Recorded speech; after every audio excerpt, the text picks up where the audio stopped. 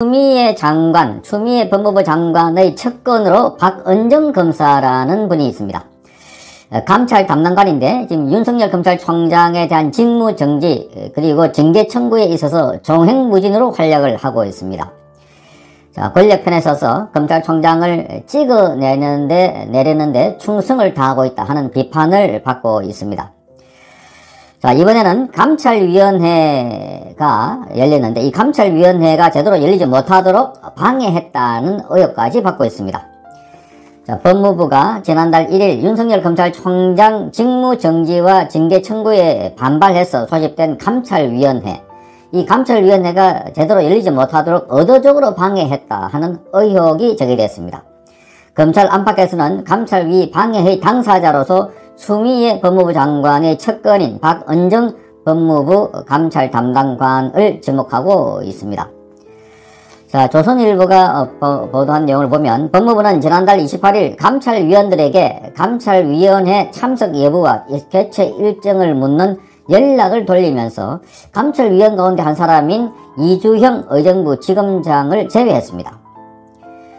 자, 이 제외당한 이주영 지검장 등 감찰위원 6명은 이 회의가 열리기 전에 윤석열 검찰총장에 대한 이 징계, 이 절차상의 징계 개최 전에 감찰위원회를 먼저 열어야 한다. 이렇게 주장했습니다. 그러니까 징계위원회를 열면서 감찰위원회를 열지 않았던 것입니다. 그러니까 감찰위원회라는 엄연하게 자문기구가 있는데 왜 이 기구를 열지 않느냐 하면서 윤석열 검찰총장에 대한 징계위원회를 열기 전에 감찰위원회를 열어라 하고 주장했던 사람입니다.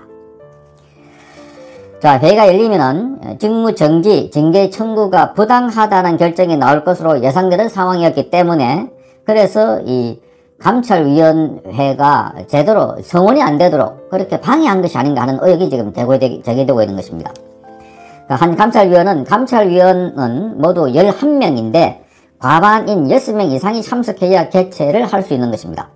자, 감찰위원들이 서로 얼굴을 잘 모르는 점을 이용해서 이주형 지검장을 패싱했다. 그래서 회의 성원을 부족하게 만들어서 개최를 막으려고 한 것이 아닌가 이렇게 보고 있는 것입니다. 자, 감찰위 개최 이틀 전에서야 다른 경로를 통해서 이 소식을 전해들은 이주형 지검장은 법무부에 거세게 항의를 했고 감찰위원회에 참석했다고 합니다.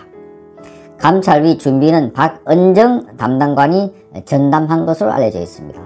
그래서 의도적으로 지금 사람을 빼서 그래서 성원이 안 되도록 그렇게 하려고 한 것이 아닌가 하는 의심을 받고 있습니다. 자, 박은정 감찰 담당관은 감찰위에 참석해서도 위원들로부터 회의 진행을 방해하지 말라는 취지의 거센 항의를 받았습니다. 지난 1일 열린 감찰위원회에서 오전 10시부터 1시간 30분 정도로 이 회의가 예정되어 있었는데 회의에 참석한 박은정 담당관이 장관님이 위원들에게 상세하게 설명해라 이렇게 지시했다면서 준비해온 윤석열 검찰총장의 감찰 자료를 읽기 시작했다는 겁니다.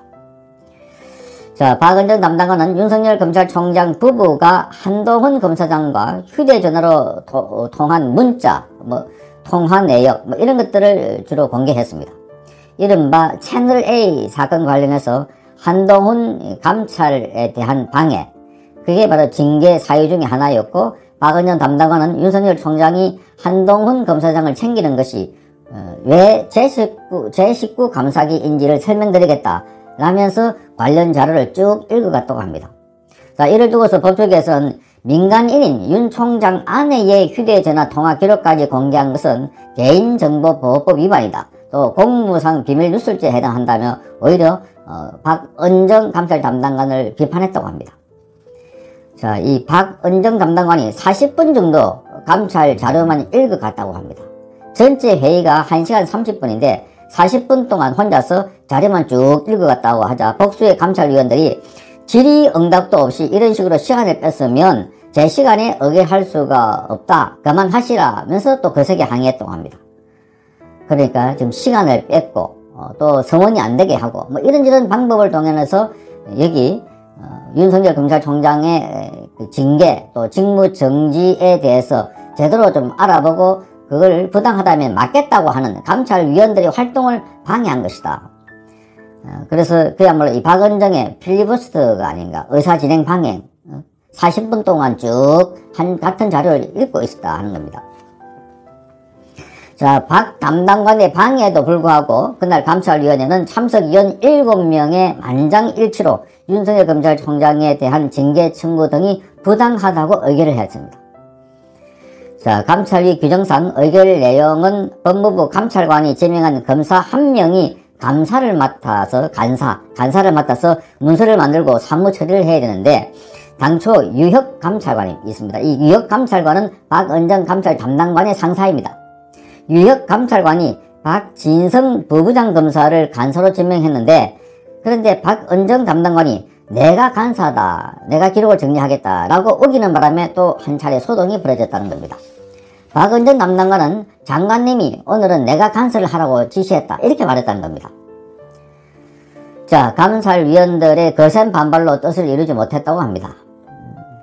윤석열 총장을 징계하기 위해서 법무부에서 절차, 방식, 이런 것들을 다 패싱하거나 또는 편법으로 하고 있어서 오로지 윤석열 검찰총장 징계에 몰두하고 있는 것이 아닌가 하는 비판이 일고 있는 것입니다.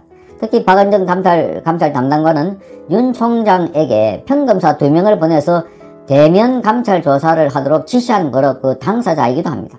그러면서 그때 상관인 유혁 감찰관에게 보고조차 하지 않았던 인물입니다. 또한 윤석열 총장에 대한 이른바 판사 문건에 대해서 이 대해서 그 밑에 있는 이정화 검사가 법리 검토를 쭉 해보니까 이건 아무런 죄가 되지 않습니다 하고 그 보고서를 올렸습니다. 그랬더니 그 부분에 죄가 되지 않는다 하는 부분들을 삭제하라고 이정화 검사에게 지시했다는 겁니다. 그래서 이정화 검사가 지난번에 내부망에서 이 글을 올려서 폭로를 했습니다. 자, 또 이영구 법무부 차관이 임명되기 전에 이영구 법무부 차관은 변호사로서 활동을 해왔습니다. 그 변호사 중에서도 원전 비리 관련해서 백운규 전 산자부 장관의 변호를 맡고 왔는데, 이영구 변호사가 차관으로 임명되기 전에 이영구 변호사의 개인 사무실에 가서 윤석열 검찰총장의 감찰과 관련해서 전 법무부 장관이었던 박상기 씨를 조사해서 무리를 빚기도 했습니다. 그래서 이 이영구 변호사를 그동안 비선으로 활용하지 않았나 하는 의혹까지 제기되고 있던 상황입니다. 자, 이 대검 감찰부가 이른바 판사 사찰 문건이 있다고 하면서 해당 부서에 압수수색을 한 적이 있습니다. 그게 11월 25일입니다. 그때 박은정 감찰 담당관은 대검의 검사 쪽으로부터 전화로 감찰 관련된 문서가 나오지 않았습니다 하는 보고를 받았다고 해서 이게 검찰청법을 어긴 혐의도 받고 있습니다.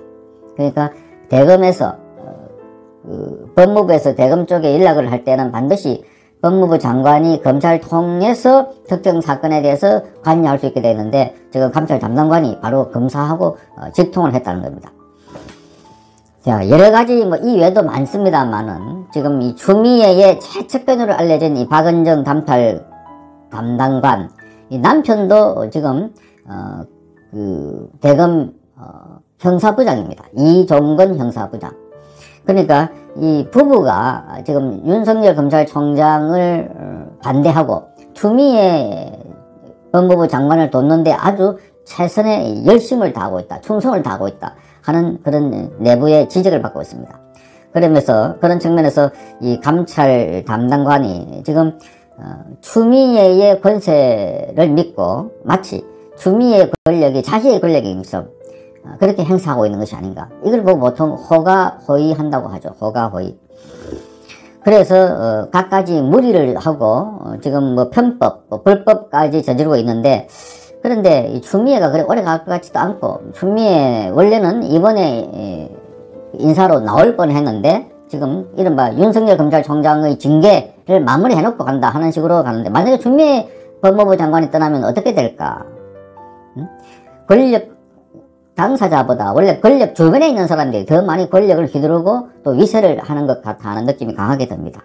자, 이 권력 본인이 가진 것도 아니고 영원히 가질 수 있는 것도 아닌데 지금 그 권력이 서서히 쥐고 있는 이런 상황인데 그 시간이 머지않아 보입니다. 끈떨어지고 나면 어떻게 하려고 저렇게 무리를 하는지, 저렇게 무리수를 두나 하는 비판이